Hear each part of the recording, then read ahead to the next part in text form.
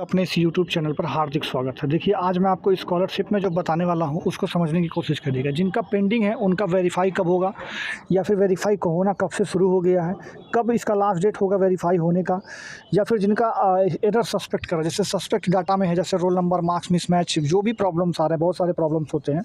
तो उन सारे प्रॉब्लम्स में क्या चल रहा है, उसमें कैसे दिक्कत हो, क्या उसमें कैसे दूर करवाएंगे, उसको कैसे वेरीफ़ाई करवाएंगे, और कब तक उसका डेट है, कब तक होना, ये सबसे बड़े क्वेश्चन है। उसके बाद जिसका वेरीफ़ाई होना शुरू हो गया, जिसका वेरीफ़ाई हो गया और कब तक होगा, और जिसका शुरू हो गया है या फिर वेरीफ़ाई हो गया उसको पैसा कब मिलेगा। तो ये सारे पॉइंट्स हैं जो कि आपको देखने को मिलेंगे, जो कि कॉमनली सबके बीच में चर्चा का विषय बना हुआ है। तो हम चलिए इस पर एक-एक करके बात करेंगे। तो उससे पहले आप लोग चैनल को सब्सक्राइब वगैरह ना कर रखे हो तो कर लीजिएगा, और बेल आइकन को दबा के रखिएगा ताकि आपको पूरी अपडेट टाइम टू टाइम मिलती रहेगी।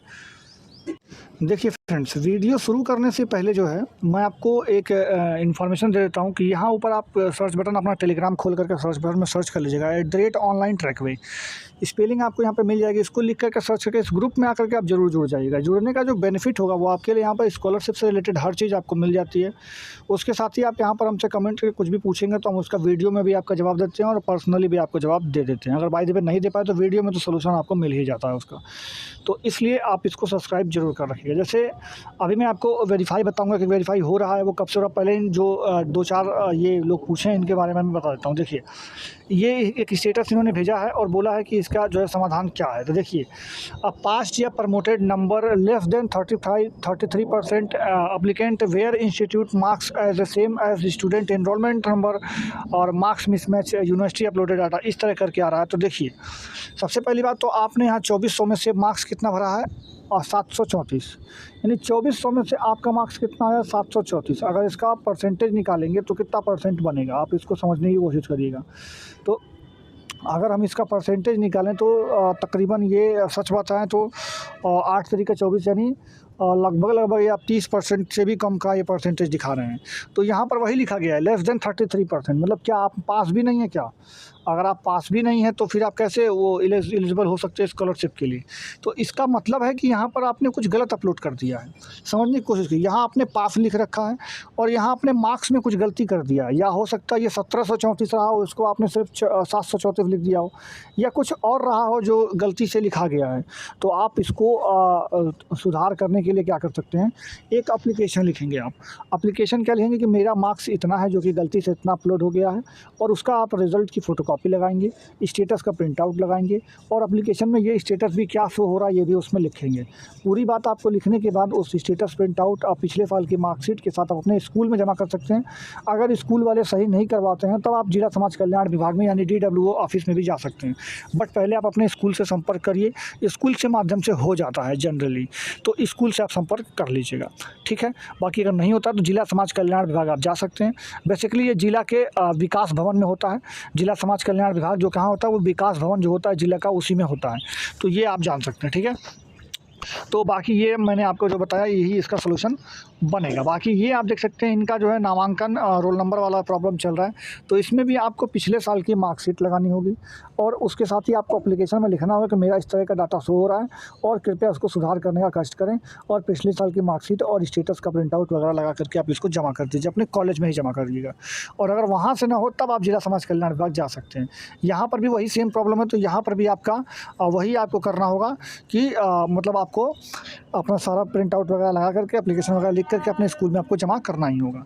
देखिए, जैसे इनका फॉर्म वेरीफाई हो गया, अब समझिएगा बैंक ने भी इनका वेरीफाई कर दिया है, और इनका वेरीफाई वैसे भी हो गया है 19/2 को, यानी 19 फरवरी को इनका फॉर्म वेरीफाई हो गया है। अभी मैं आपको दिखाऊंगा एक फॉर्म 23 फरवरी को भी वेरीफाई हुआ है, जो कि मेरे ही परिचित के वो फॉर्म है, तो मैं आपको बता दूंगा। तो देखिए, फॉर्म अब वेरीफाई होने शुरू हो गए हैं, तो इससे साफ क्लियर है कि वेरीफाई होना शुरू हो गया। और ये वेरीफाई का जो सिलसिला है वो आपको कम से कम 5 से 10 मार्च तक लास्ट वेरीफाई होगा। अगर 10 मार्च तक वेरीफाई नहीं हुआ तो वो फिर रिजेक्ट भी हो जाएगा और वो बेकार हो जाएगा। तो इसलिए आप 10 मार्च से पहले ये सारा काम करवा लीजिए DWO ऑफिस जा करके, या अपने स्कूल के माध्यम से आपको करवाना होगा। अब आपके स्टेटस में क्या शो कर रहा है उसके हिसाब से आपको अपना सोल्यूशन जानकारी लेनी होगी। अब मैं आपको चलिए वो दिखाता हूँ जो कि स्टेटस वेरीफाई है। तो देखिए फ्रेंड्स, आपके स्क्रीन पर जो ये स्टेटस दिख रहा है, ये वाला देखिए आप, ये एक सेकंड में आपको दिखा दूँ, ये वाला स्टेटस आप देख सकते हैं। ये मैंने आज ही इसको प्रिंट किया है, यानी छाप तारीख आप देख सकते हैं 27/2 का है। ये स्टेटस देखिए बैंक से भी वेरीफाई हो चुका है और उसके साथ ही 23/2 में इनका फॉर्म वेरीफाई हो गया है, तो डिस्ट्रिक्ट ने इनका फॉर्म वेरीफाई कर दिया है। तो डिस्ट्रिक्ट ने वेरीफाई कर दिया, इसका मीनिंग ये कि देखिए 23 को इनका वेरीफाई हुआ, यानी अब 24, 25, 26 में लगभग छुट्टियाँ भी थी कुछ इधर, तो अब से फिर से वेरीफाई होना शुरू होगा। और ये जो है ये बीटीसी का फॉर्म है, बीटीसी का फॉर्म है, यानी जिसको आप डीएलएड भी बोल सकते हैं, डिप्लोमा इन एजुकेशन करके जो होता है, तो वो डीएलएड या बीटीसी का फॉर्म है। तो बड़े लेवल में भी फॉर्म अब वेरीफाई होने शुरू हो गए हैं। हाई स्कूल इंटर का तो पहले ही से शुरू चल रहा है, 11-12 में भी पहले ही से चल रहा है, बट जो पोस्ट मैट्रिक वाला है वो भी अब चालू हो चुका है, तो वो वेरीफाई होगा। और इसकी जो लास्ट डेट आपकी पड़ेगी वो 10 मार्च तक आपके फॉर्म 100% वेरीफाई हो जाने चाहिए। अगर वेरीफाई नहीं हुए तो फिर वो रिजेक्ट हो जाएंगे या फिर उसका कुछ भी नहीं हो सकता। तो इसलिए आप 10 मार्च से पहले आप, मैं 10 मार्च डेट लाइन में दे रहा हूँ, बट ये आप इसको मत समझिए। आप आज कल में परसों में जा करके अपना ये काम करवा लीजिए। जो भी स्टेटस में शो हो रहा है उस स्टेटस के अकॉर्डिंग जो भी आपका, सबसे पहली बात आपको एप्लीकेशन तो लिखना ही होगा। दूसरी बात आपको क्या करनी होगी, उस स्टेटस का प्रिंट आउट भी आपको उसमें लगाना होगा, पिछले साल की मार्कशीट भी लगानी होगी। ये 3 चीज़ तो आपके अनिवार्य हैं, ये 3 चीज़ आपको करवाना ही होगा। तो इसके बाद आपको करवा करके अपने स्कूल में इसको देना पड़ेगा। लिखिए, और जिनका फॉर्म वेरीफाई हो गया या फिर नहीं भी हुआ या फिर जिसका फॉर्म अभी कुछ भी है, तो सभी स्टूडेंट्स को क्या करना होगा, अपने बैंक में केवाईसी ज़रूर करवाना होगा। उसके साथ ही साथ एनपीसीआई आपको अपने बैंक में करवा लेना होगा। उसके साथ ही साथ देखिए केवाईसी करवा लेना है, एनपीसीआई भी करवा लेना है और आधार को भी लिंक करवा देना है। आधार को भी लिंक करवा देना है। ये 3 काम आपको अपने बैंक में जाकर के ज़रूर करवा देना है।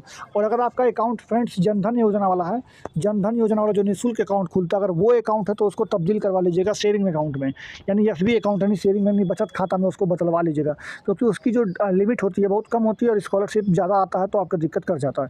तो इसलिए जनधन अकाउंट को सेविंग अकाउंट यानी बचत खाता में ज़रूर आप कन्वर्ट करवा लीजिएगा। तो उम्मीद करते हैं पूरी बात आपको समझ में आ गई है। फिर भी अगर कोई बात आपको कसर रह गया जो कि मैंने इस वीडियो में नहीं बताया, तो आप कमेंट करके हमसे इस वीडियो के नीचे पूछ लीजिएगा या फिर टेलीग्राम में जुड़ करके अपना स्टेटस शेयर करके हमसे सोल्यूशन जान सकते हो। तो चलिए मिलेंगे हम अपने अगले वीडियो में, तब तक के लिए अपना ख्याल रखिएगा। जय हिंद, जय भारत, धन्यवाद।